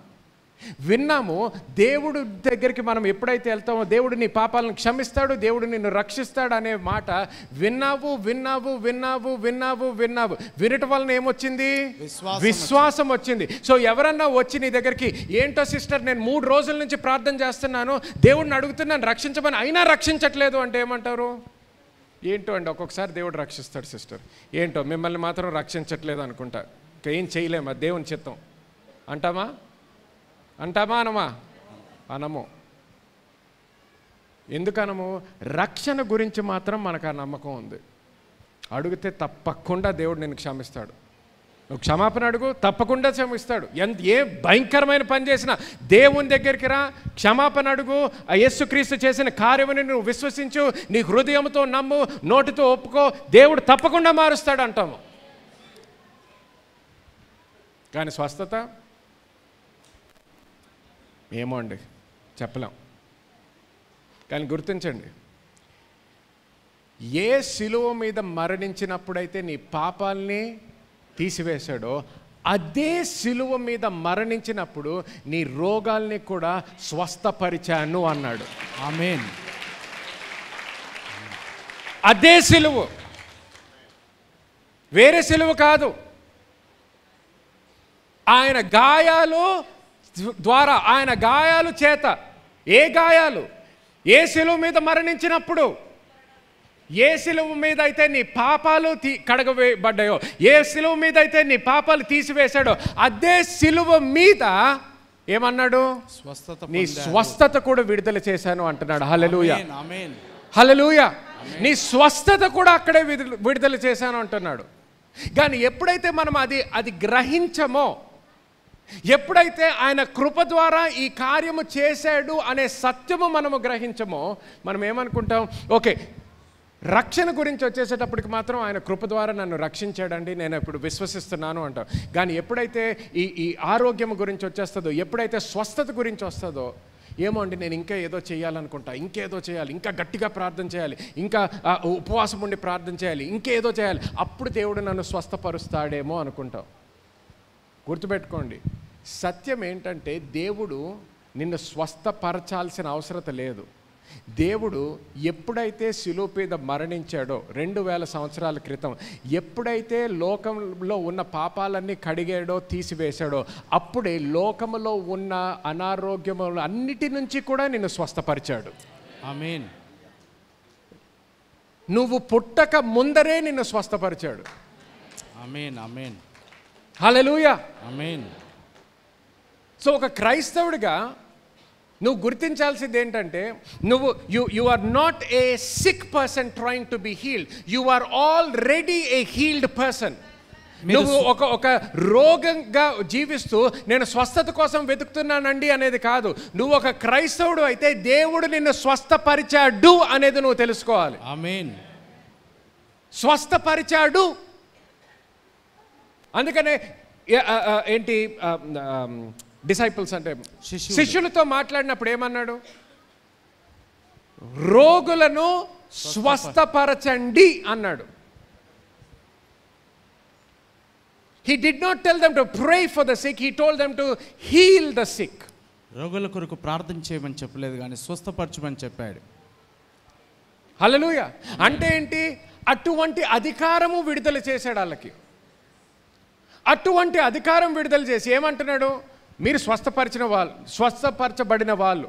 ఇప్పుడు ఎప్పుడన్నా అనుకోకుండా మీ జీవితంలో ఏదైనా అనారోగ్యం వస్తే ఇమ్మీడియట్గా స్వస్థత విడుదల చేయండి అంటున్నాడు. స్వస్థత విడుదల చేయండి. ఇప్పుడు నువ్వు ఇందాక అన్నావు, కొన్ని విషయాల గురించి మనం ప్రార్థన చేసుకోకర్లేదు. ఎందుకు? చిత్తము తెలుసు కాబట్టి. చిత్తము తెలుసు కాబట్టి. సో చిత్తము తెలిసినప్పుడు ఒకరి గురించి ప్రార్థన చేస్తున్నప్పుడు నీ గురించే ప్రార్థన చేస్తున్నాడు. దేవా నీ చిత్తం అయితే వీళ్ళని స్వస్థపరిచయ్యా, దేవా నీ చిత్తము జరుగునుగా. అది కాదు, చిత్తము తెలుసు మనకి. ఆమేన్. చిత్తము తెలుసు మనకి. సో ఒక అనారోగ్యం దగ్గరికి వెళ్ళినప్పుడు వాళ్ళ చేతులు వాళ్ళ తల మీద చేయేసినప్పుడు, వాళ్ళ శరీరం మీద చేయేసినప్పుడు, అయ్యా నువ్వు స్వస్థపరిచయ్యా, అయ్యా దయ చూపించయ్యా, అది తప్పుడు ప్రార్థన. నీకు ఇవ్వబడిన అధికారముతో, by the authority that God has given you, you are supposed to cast the devils out and you are supposed to heal people's bodies. దేవుడు మీకు ఇచ్చిన అధికారమును బట్టి దయ్యములను వెళ్ళగొట్టాలి, రోగుల్ని స్వస్థపరచాలి. హల్లెలూయా, ఆమేన్, హల్లెలూయా, ఆమేన్. కానీ ఈ వాక్యము మనం వినలేదనుకోండి, ఈ సత్యము మనకు తెలియదు అనుకోండి. అందుకని ఒక్కసారి సత్యము వింటే సరిపోదు. ఎందుకు? ఒక్కసారి విన్న తర్వాత కూడా మళ్ళీ నువ్వు లోకంలో వెళ్ళి జీవించేటప్పుడు, మళ్ళీ బంధువులతో జీవించేటప్పుడు, మళ్ళీ స్నేహితులతో జీవించేటప్పుడు వాళ్ళు చెప్పేటటువంటి మాటలు ఈ సత్యము ప్రకారంగా ఉండవు. సో ఎప్పుడు వరకు వింటూ ఉండాలి? ఎప్పుడు వరకు వింటూ ఉండాలి అంటే ఆ సత్యము నీ హృదయములో నిండిపోవాలి. ఆమేన్, ఆమేన్. ఎంత నిండిపోవాలంటే నీ హృదయం నుంచి పొర్లిపోతూ ఉండాలి ఆ సత్యం. పొర్లిపోతూ ఉండాలి ఆ సత్యం. ఏ విధంగా పొర్లిపోతూ ఉండాలంటే, ఎవరన్నా నీ మాటలు వినే నీ గురించి అర్థమైపోవాలి వాళ్ళకి. నీ మాటలు విని నీ గురించి అర్థమైపోవాలి. డాక్టర్స్ ఏమన్నా కూడా ఇప్పుడు ఒక డాక్టర్ ఒక వార్త చెప్పగానే నీ హృదయంలో భయం వచ్చింది అనుకోండి, దానివల్ల నీకు తెలిసింది ఏంటంటే హృదయంలో ఇంకా సత్యం లేదన్నమాట, లేకపోతే కొంతే సత్యం ఉందన్నమాట. ఒక చూడండి, ఇప్పుడు ఈ ఈ ఈ బాటిల్లో నీళ్ళు ఉన్నాయి. ఈ బాటిల్లో ఇంత గ్యాప్ ఉంది అంటే ఏంటి? చాలా నీళ్ళు ఉన్నాయి కానీ కొంత మాత్రం నీళ్ళు లేవు. సో దీంట్లో ఇంకేదన్నా కలపవచ్చు నేను. కానీ సపోజ్ ఆ నీళ్ళు ఇక్కడ వరకు ఉన్నాయనుకోండి, ఏదన్నా వేస్తే ఏమవుతుంది? ఓవర్ఫ్లో అవుతుంది. ఓవర్ఫ్లో అవుతుంది. ఏం ఓవర్ఫ్లో అవుతుంది? లోపల ఉన్నదే బయటకు వస్తూ ఉంటుంది. హల్లెలూయా. ఆమేన్. చూడండి, ఇప్పుడు మనం ఏదైనా కోకోకోలా బాటిల్ ఏదన్నా కొన్నామనుకోండి, అందరికీ తెలుసు కోకోకోలా బాటిల్ని ఇష్టం వచ్చినట్టు ఈసిరి కింద పడేసి అది ఇది జరిగిందనుకోండి, ఇప్పగానే ఏమవుతుంది? లోపల ఉన్నదంతా బయటకు వస్తుంది. మన జీవితాలు కూడా అలాంటివే. కష్టాలు రావచ్చు, సాతాను ఇష్టం వచ్చినట్టు మనల్ని కొట్టడానికి చూడొచ్చు, పరిస్థితుల ప్రకారం అటు ఇటు పడతా ఉండొచ్చు. కానీ ఆఖరికి ఎప్పుడైతే మన క్యాప్ ఇప్పుతామో ఎప్పుడు కూడా ఆ వాక్యమే బయటపడాలి. వాక్యమే బయటపడాలి. హల్లెలూయా. వాక్యమే బయటపడాలి. వాక్యమే బయటపడాలి. కానీ ఖాళీగా ఉన్నదనుకో, పాత కోకోకోలా బాటిల్ అనుకో, నువ్వు ఇంత ఇంత ఇంత నింపొచ్చు, కానీ పాతదనుకో ఏం ఊపినా ఏమీ అవ్వదు, ఏం బయటికి రాదు. ఇంకా ఆ ఖాళీగా ఉంది కాబట్టి బయట సామానే లోపలికి వెళ్ళొచ్చు. కానీ ఎప్పుడైతే నువ్వు నిండుగా సత్యముతో నింపబడి ఉంటావో ఆ సత్యమే బయటపడుతుంది. హల్లెలూయా. ఆ సత్యమే బయటపడుతుంది. సో దేవుని యొక్క కృప ద్వారా మన కొరకు ఏం చేశాడో మనం తెలుసుకోవాలి. మనము ఏంటి? యేసుక్రీస్తుని నమ్ముకోగానే ఆయన ఏమన్నాడు? 2 కొరింథీయులు 5:17 ఏమని ఉంటే ఒకసారి చెప్పండి. ఎవడైనా క్రీస్తు యేసునందున్న యెడల నూతన సృష్టి, పాతవి గతించెను, ఇదిగో సమస్తము క్రొత్తవాయెను. హల్లెలూయా. మనం ఏంటంటే మనం ఒక నూతన సృష్టి అంట. అందరూ నూతన సృష్టి అనండి. నూతన సృష్టి. నూతన సృష్టి అనేది గ్రీక్ భాషలో చదివినప్పుడు, మన నూతన నిబంధన అంతా కూడా గ్రీక్ నుంచి ఉంటుంది. గ్రీక్ నుంచి ట్రాన్స్లేట్ చేసినప్పుడు న్యూ క్రియేషన్ అనేది గ్రీక్ లో చూస్తే ఏమని ఉంటుందంటే a new species of being that never existed before అని ఉంటుంది. అంటే ఏంటంటే ఎన్నడూ ఉనికిలో లేనట్లుగా. హల్లెలూయా. ఆమేన్. ముందర ఎప్పుడు కూడా లేనటువంటి సృష్టి అంట నువ్వు. సో నీ పాత జీవితానికి ఈ క్రీస్తులో ఉన్న జీవితానికి ఎటువంటి పోలికలు లేవు. ఆమేన్. ఎటువంటి పోలికలు లేవు. సో ఒకసారి నువ్వు నూతన సృష్టిగా మార్చబడ్డావంటే ఆ రోజు నుంచి నీ పాత జీవితానికి ఈ కొత్త జీవితానికి ఎక్కడ కూడా మ్యాచ్ అవ్వకూడదు. ఎక్కడ కూడా పాత జీవితంలాగా ఆలోచించొద్దు. ఎక్కడ కూడా మళ్ళీ నీ తల్లిదండ్రులు నీ జీవితం అంతా కూడా ఏ రోజైతే నువ్వు నూతన సృష్టిగా మార్చబడ్డావో అప్పటి నుంచి నువ్వు ఎప్పుడు కూడా నీ ఫ్యామిలీ బ్యాక్గ్రౌండ్ బట్టి ఆలోచించకూడదు. అర్థమవుతుందా ఎందుకంటున్నాను? అది తల్లిదండ్రులు వదిలేమనట్లేదు నేను, ఓకే? కానీ నీ తల్లిదండ్రులకి గొప్పోళ్ళు అవ్వచ్చు, పేదవాళ్ళు అవ్వచ్చు, బాగా చదువుకున్న వాళ్ళు అవ్వచ్చు, చదువు లేని వాళ్ళు అవ్వచ్చు, పెద్ద పట్టణంలో ఉండొచ్చు, చిన్న పల్లెటూరులో జీవించవచ్చు. అవన్నీ అనవసరం దేవుడికి. అవన్నీ అనవసరం. అందుకనే దేవుని యొక్క రాజ్యంలో, దేవుని యొక్క కుటుంబంలో దేవుడు ఎవ్వరికీ కూడా తాత కాదు. అర్థమైందా నేను మీనింగ్? ఎవరికి కూడా తాత కాదు. ప్రతి ఒక్కరికి ఏమంటాడు? తండ్రి అయి ఉన్నాడు. ఆమేన్. ఆయనే తండ్రి. హల్లెలూయా. ఆయనే నీ తండ్రి. ఆయనే నీ తండ్రి. హల్లెలూయా. ఆయనే నీ తండ్రి. అందుకనే యేసుక్రీస్తు పుట్టినప్పుడు he was born of the incorruptible seed. ఆయన అక్షయమగు బీజముతో జన్మించి ఉన్నాడు. హల్లెలూయా. ఆమేన్. యేసుక్రీస్తు పుట్టినప్పుడు ఎలా పుట్టాడు? ఎవరు ఆయన తండ్రి? పరలోకంలో ఉన్న తండ్రి. ఆమేన్. హల్లెలూయా. ఆమేన్. మరియాకి గర్భం వచ్చినప్పుడు when she became pregnant by the seed of the word. ఆమె వాక్యమును విత్తనము ద్వారా గర్భమును ధరించి ఉన్నది. హల్లెలూయా. ఆమేన్. మరి గమనించండి, పేతురు ఏమంటాడు నీ గురించి నా గురించి?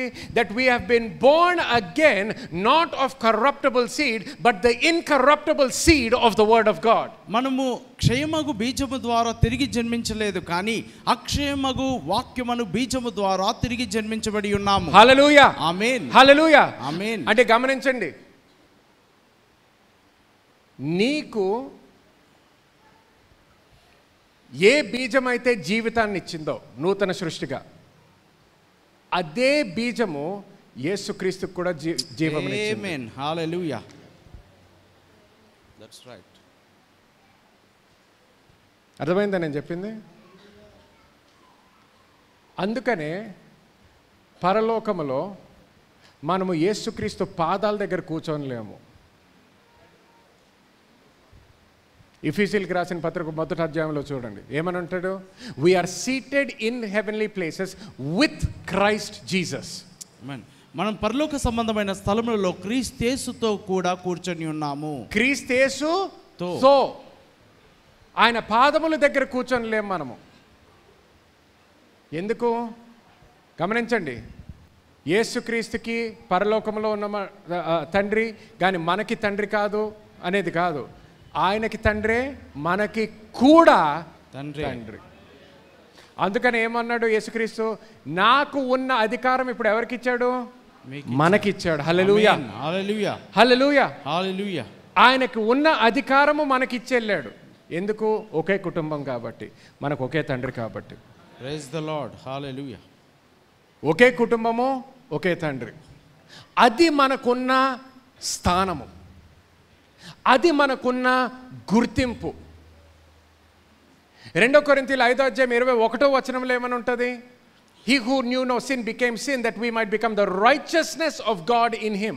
మనము ఆయన యందు నీతి అగునట్లుగా పాపము ఎరుగని ఆయనను మన నిమిత్తము పాపముగా మారెను. హల్లెలూయా, ఆమేన్. మన నిమిత్తము ఆయన పాపం అయ్యాడు. ఎందుకు? ఆయన పాపం అవ్వడంతో మనం ఏమయ్యాము? నీతిమంతులం అయ్యాము. హల్లెలూయా, ఆమేన్, హల్లెలూయా, హల్లెలూయా. ఎంత నీతిమంతులము అంటే ఎంత నీతిమంతుడు అనుకుంటున్నావు పాస్ గారు మీరంటే, యేసుక్రీస్తు ఎంత నీతిమంతుడో అంత నీతిమంతుడిని నేను.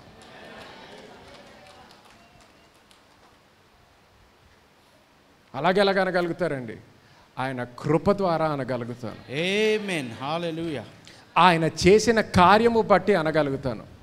నేను చేసిన కార్యము బట్టి కాదు, నా గొప్పతనం కాదు. నేను చెప్పుకునేవాడు నేను నేను నేను నీతిమంతుడను, దేవుని ఎదుట నేను నీతిమంతుడను అన్నాను అంటే నేను చేసిన క్రియలు బట్టి కాదు, నా రక్షకుడు యేసుక్రీస్తు నా కొరకు నా బదులు చేసిన కార్యము బట్టి చెప్పగలుగుతున్నాను. ఆమేన్, హల్లెలూయా, హల్లెలూయా, హల్లెలూయా, హల్లెలూయా, హల్లెలూయా. ఆమేన్. అటువంటి స్థానం ఇచ్చాడు నీకు నాకు, అటువంటి గుర్తింపిచ్చాడు నీకు నాకు. కానీ మనం ఏమవుతుందంటే మన జీవితంలో ఒక నేనేమున్నానండి, నేను మామూలు క్రైస్తవుడినండి, నాకు చిన్న ఉద్యోగం ఉందండి, మన చిన్న కుటుంబం అండి, ఈ ఆలోచన అంతా కూడా మనం ఏమనుకుంటామంటే మనం క్రైస్తవులు ఇక్కడ ఎక్కడో ఉన్నాము, యేసుక్రీస్తు అక్కడెక్కడో ఉన్నాడు, ఇప్పుడు ఏదన్నా కావాలంటే యేసుక్రీస్తుని అడుక్కుంటా ఉండాలి. ఇది మన ఆలోచన.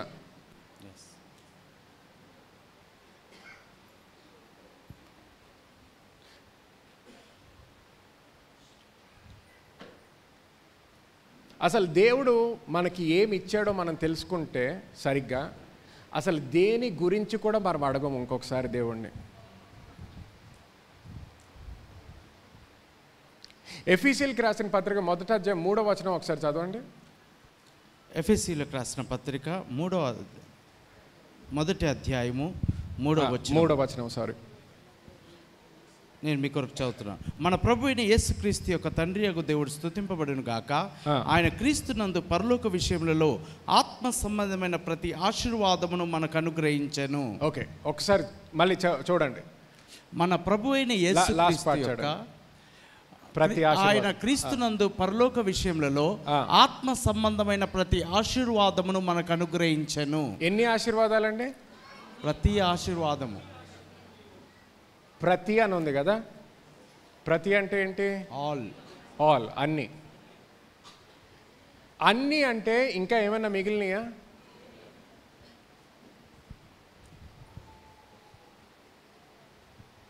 అన్ని ఆశీర్వాదాలను ఏం చేశాడంట? పరలోకంలో ఎక్కడో దాచిపెట్టేశాడు. మనం బాగా అడుక్కుంటే అప్పుడు ఒక్కొక్కటి విడుదల చేస్తాడు అని ఉందా? లేదు. ఏమని ఉందండి? మళ్ళీ ఒకసారి. ఆత్మ సంబంధమైన ప్రతి ఆశీర్వాదమును మనకు అనుగ్రహించెను. ప్రతి ఆశీర్వాదాన్ని ఏం చేశాడంట? అనుగ్రహించెను. ఇంగ్లీష్లో చదివితే he has given అని ఉంటుంది. You have been blessed with every spiritual blessings in heavenly places అని రాసి ఉంటుంది. ఆమేన్. We have been blessed, will be blessed కాదు. హ్యావ్ బీన్ బ్లెస్డ్ అంటే ఆశీర్వదించబడ్డాము, బడి ఉన్నాము. పరలోకానికి వెళ్ళినప్పుడు ఆశీర్వదించబడతాము కాదు, ఉపవాస ప్రార్థనలు ఉన్న తర్వాత ఆశీర్వదించబడతాము కాదు. ఆయన కృప ద్వారా ఏం చేశాడంట? ప్రతి ఆత్మీయ ఆశీర్వాదం ఏం చేశాడంట? దాంతో ఆశీర్వదించాడు.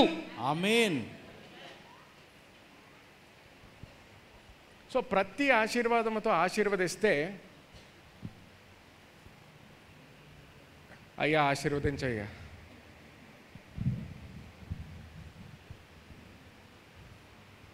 ప్రార్థన చేస్తున్నామండి దేవుడు ఎలాగో ఒకలాగా మమ్మల్ని ఆశీర్వదించాలని. స్పిరిచువల్ బ్లెస్సింగ్స్ కోసం పాస్టర్ గారు ప్రార్థన చేయండి. పాస్టర్ గారు, స్పిరిచువల్గా బ్లెస్ అవ్వాలి, మేము మా కుటుంబం అంతా స్పిరిచువల్గా బ్లెస్ అవ్వాలండి, ప్రార్థన చేయండి. అంటే ఇక్కడ ఏం మిస్ అయ్యిందని ఇప్పుడు మళ్ళీ అడుగుతున్నాం ఆయన్ని. ఏం మర్చిపోయాడని అడుగుతున్నాం మళ్ళీ. ఆయన అబద్ధమాడే దేవుడా? కాదు. చూడండి, మతపరంగా ఆలోచిస్తాం కాబట్టి స్పిరిచువల్గా కొద్దిగా బ్లెస్ అవ్వాలండి నేను. పాస్టర్ గారు ప్రార్థన చేయండి, స్పిరిచువల్గా బ్లెస్ అవ్వాలి నేను.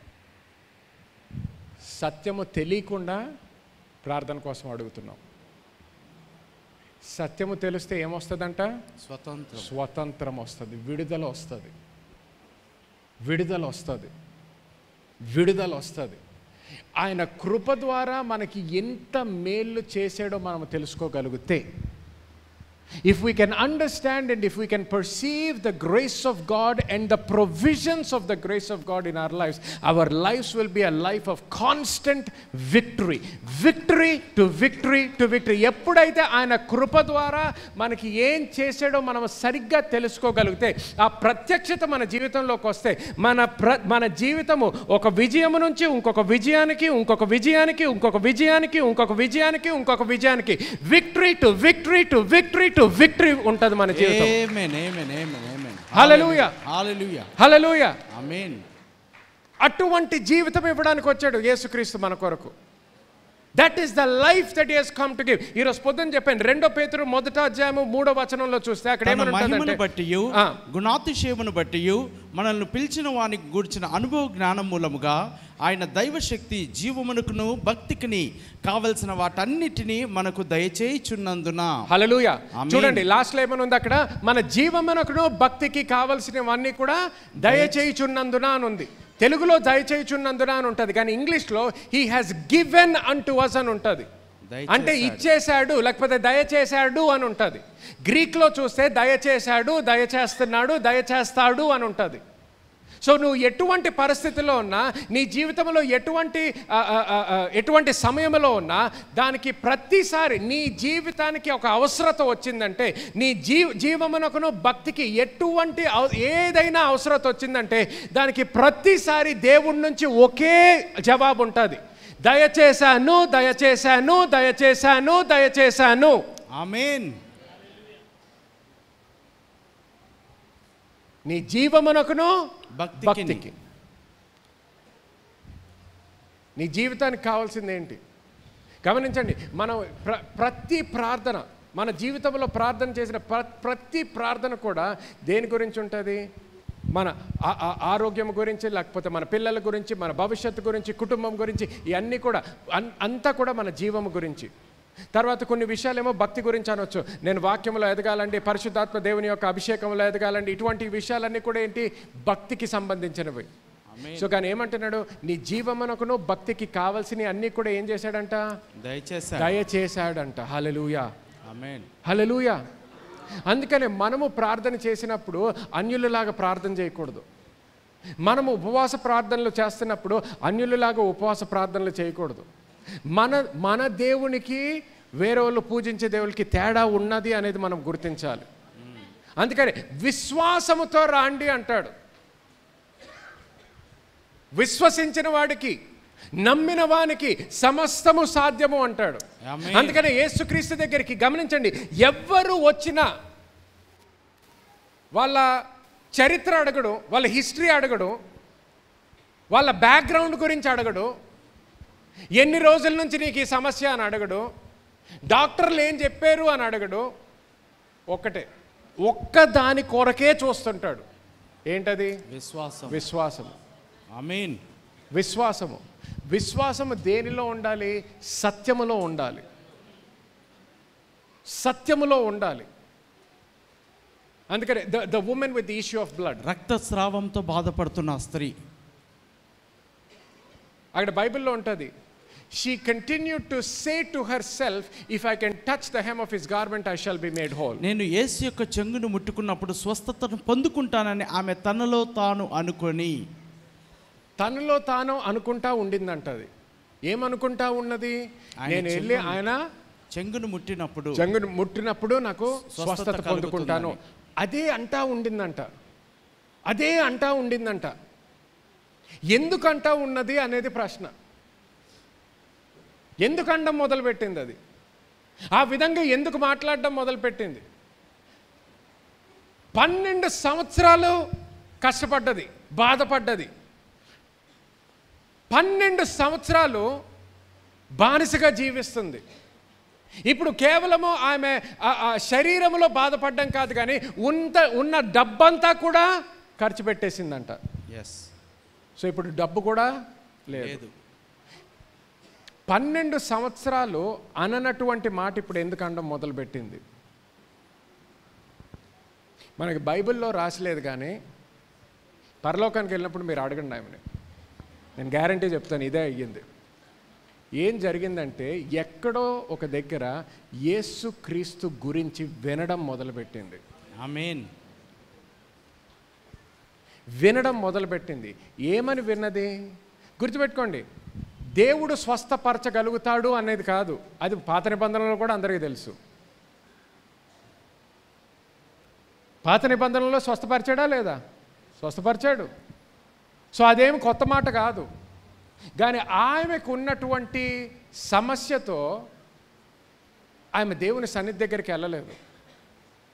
దేవుని సన్నిధే కాదు, వేరే ప్రజల సన్నిధిలో కూడా వెళ్ళకూడదు ఆమె.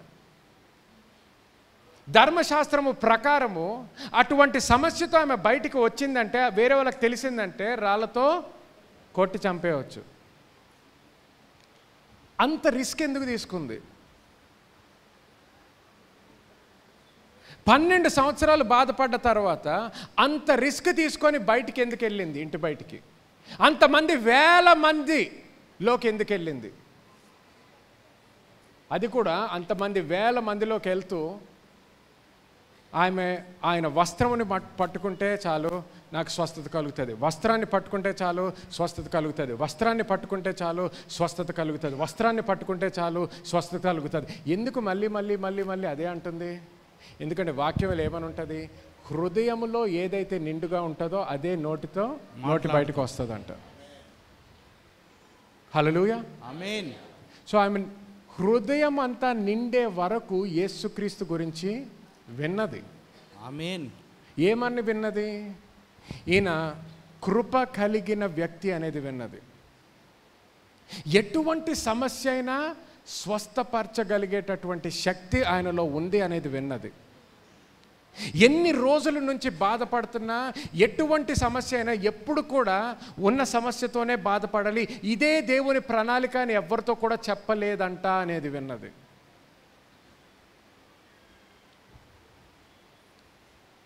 వేరే మతపరముగా ఉన్న నాయకులు లాంటి వాడు కాదు అనేది విన్నది.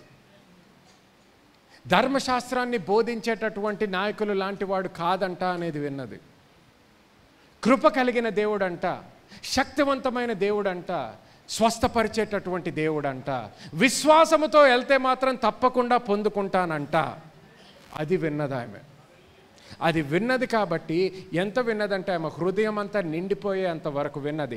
అంత విన్నది కాబట్టి ఆ విశ్వాసంతో నేను ఎవరికన్నా నా గురించి తెలిసిపోతే, ఎవరన్నా నన్ను చంపేసినా పర్వాలేదు, కానీ ఈ రోజు మాత్రము నేను పొందుకోవాల్సింది నేను పొందుకోనే వెళ్తాను అని డిసైడ్ అయ్యింది. హల్లెలూయా, ప్రైజ్ ది లార్డ్. పొందుకుంటాను అని వెళ్ళింది. పొందుకుంటాను అని వెళ్ళింది. అది తీర్మానం తీసుకొని వెళ్ళింది. ఆ విశ్వాసముతో వెళ్ళింది. గమనించండి, ఇది చాలా జాగ్రత్తగా గమనించండి. దీంతో నేను ముగిస్తాను. దీని తర్వాత నేను ప్రార్థన చేయడం మొదలు పెడతాను. ఎటువంటి విశ్వాసముతో వెళ్ళింది? ఎటువంటి విశ్వాసంతో వెళ్ళిందంటే, దేవుని యొక్క ప్రణాళిక ఎంతవరకు తెలుసుకుందంటే, యేసుక్రీస్తు దగ్గరికి వెళ్ళి ఒక అపాయింట్మెంట్ కావాలని అడగలేదు.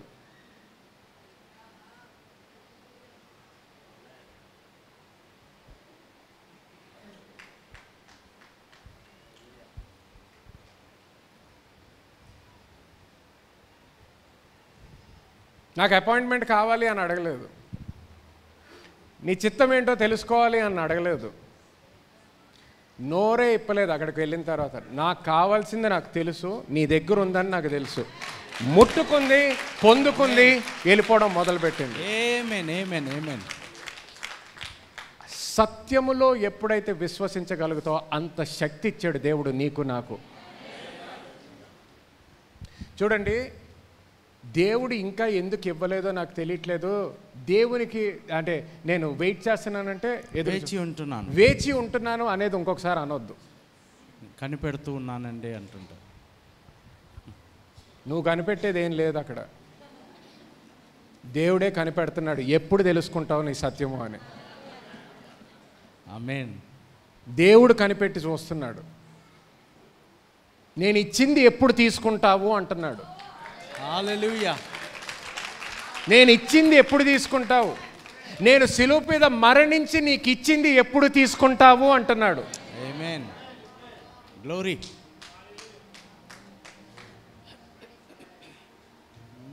నేను పరలోకాన్ని వదిలిపెట్టి వచ్చిందే నువ్వు అది పొందుకోవడానికి.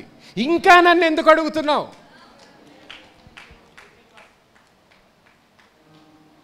ఇంకేం చెయ్యమంటావు నన్ను? పరలోకాన్ని వదిలిపెట్టాను, 33 సంవత్సరాలు బతికాను, ప్రసంగం చేశాను, విడుదల ఏ విధంగా నువ్వు జీవించాలో చూపించాను, విశ్వాసంతో ఏం చేయగలుగుతావో నీకు చెప్పాను. ఒక అంజూరపు చెట్టుని శపించాను. అందరు ఆశ్చర్యపడ్డారు. పేతురు ఆశ్చర్యపడి, ఏంటయ్యా నువ్వు మాట్లాడగానే ఇలాగైపోయిందంటే ఏమన్నాడు ఆయన? నేనైతే ఇలాగా యేసుక్రీస్తుని కదా, కొద్దిగా ఇలా స్పెషల్ పనులు చేయగలుగుతాను, నీ వల్ల అయితే అవ్వదు, వదిలిపెట్టేసేయాలంటే నీ వల్ల అవ్వదు అన్నాడా? ఏమన్నాడు? అందుకు యేసు వార్త ఇట్లా, నేను మీరు దేవుని యందు విశ్వాసం ఉంచుడి, ఎవడైనను ఈ కొండను చూచి నువ్వు ఎత్తబడి సముద్రంలో పడవేయబడమని చెప్పి తాను మనసులో సందేహింపక తాను చెప్పినది జరుగునని నమ్మిన ఎడల వాడు చెప్పినది జరుగునని మీతో నిశ్చయముగా చెప్పుచున్నాను. హల్లెలూయా. ఆమేన్. ప్రశ్న, కొండ పెద్దదా చెట్టు పెద్దదా? కొండే పెద్దది. బళ్ళారిలో చెప్పండి, కొండ పెద్దదా చెట్టు పెద్దదా? కొండ. కొండ బలమైనది కొండ. యేసుక్రీస్తు దేన్ని శపించాడు? చెట్టుని. కానీ పేతురుతో చెప్పినప్పుడు ఏమన్నాడు? కొండతో మాట్లాడమన్నాడు. చూడండి, ఇక్కడే ఆయన కృప మనం తెలుసుకోవాలి, ఆయన ప్రణాళిక తెలుసుకోవాలి. అందుకనే క్రిస్టియానిటీ అనేది వేరే మతాల్లా కాదండి, వేరే మతాల్లా కాదు ఇది. నువ్వు కింద ఎక్కడో ఉంటే యేసుక్రీస్తు అక్కడెక్కడో ఉండడం కాదు. రక్షకుడా 100% రక్షకుడు, దేవుడా 100% దేవుడు. కానీ అదే రక్షకుడు, అదే దేవుడు ఏమన్నాడు తెలుసా? నేను చేసిన క్రియలు కన్నా గొప్ప క్రియలు మీరు చేయాలి అన్నాడు. ఆమేన్. అదే దేవుడు, అదే రక్షకుడు. అటువంటి కృప, అటువంటి ప్రేమ, అటువంటి ప్రణాళిక మన పట్ల కలిగి ఉన్నాడు. అటువంటి ప్రణాళిక మన పట్ల కలిగి ఉన్నాడు. ఈ చిన్న చిన్న ప్రార్థనలు కాదు, అన్యులు ప్రార్థన చేస్తున్నట్టు కాదు. దేవా ఎప్పుడు ఆశీర్వదిస్తావు, దేవా ఎప్పుడు చేస్తావు, దేవా ఎప్పుడు చేస్తావు, దేవ బతిమలాడుతున్నాం. నీ స్థానం కాదు, నీ స్థాయి కాదది. నువ్వు అలా మాట్లాడకూడదు. నువ్వెవరు అనుకుంటున్నావు? క్రైస్తవురాలువి నువ్వు. ఏంటా ప్రార్థన? క్రైస్తవుడివి, ఏంటా ప్రార్థన? ఎవరితో మాట్లాడుతున్నావు? ఎవరై ఉండి మాట్లాడుతున్నావు? ఎవరు అలా ప్రార్థన చేశారని నువ్వు ప్రార్థన చేయక్కర్లేదు.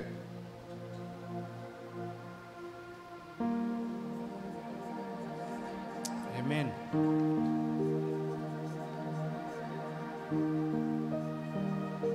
సత్యం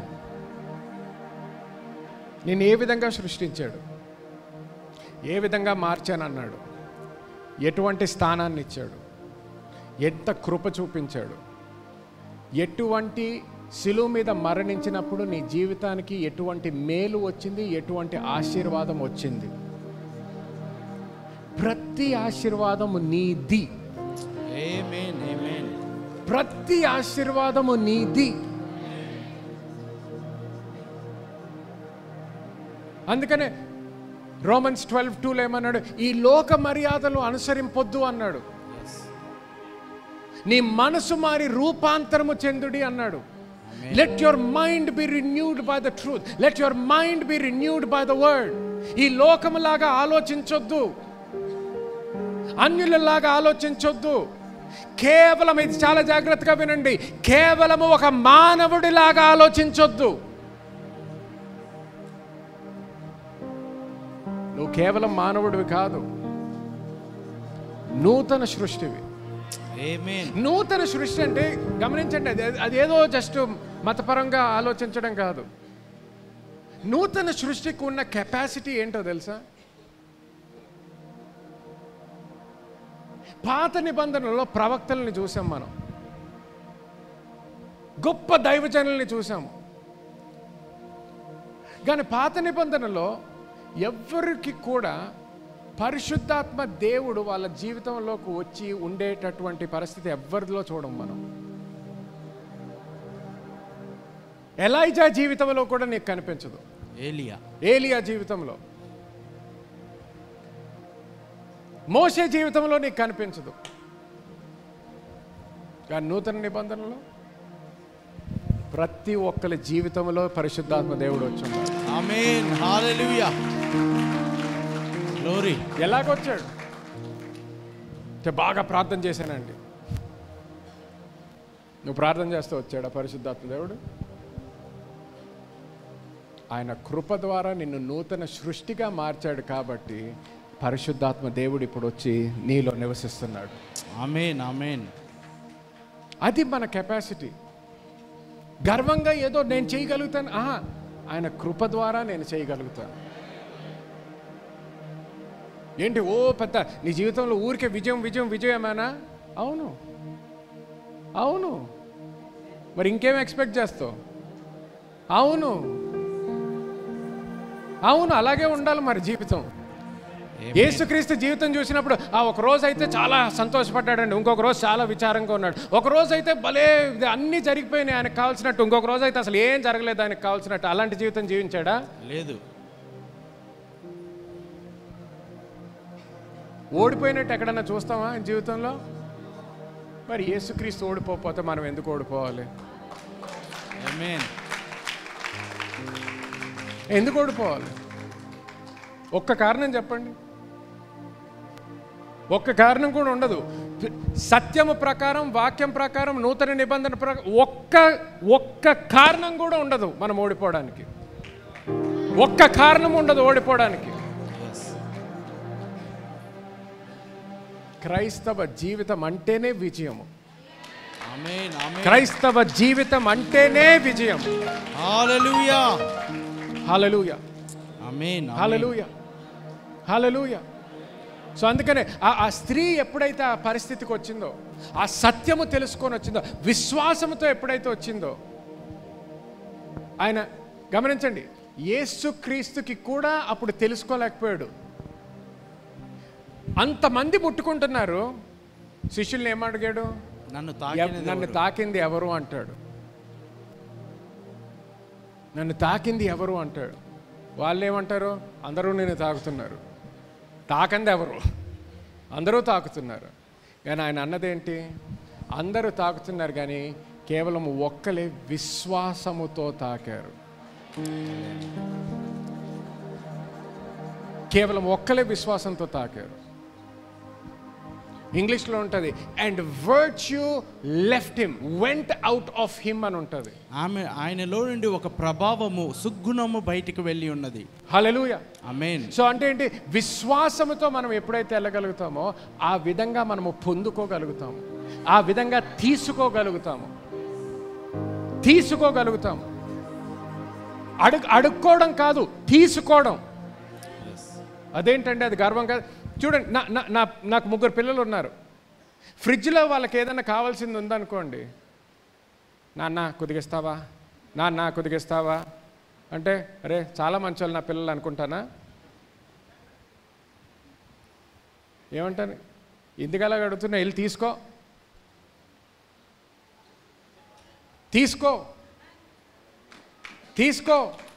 ఎందుకు? ఆ ఫ్రిడ్జ్లో ఉన్నదంతా కూడా నీ కొరకే. తీసుకో.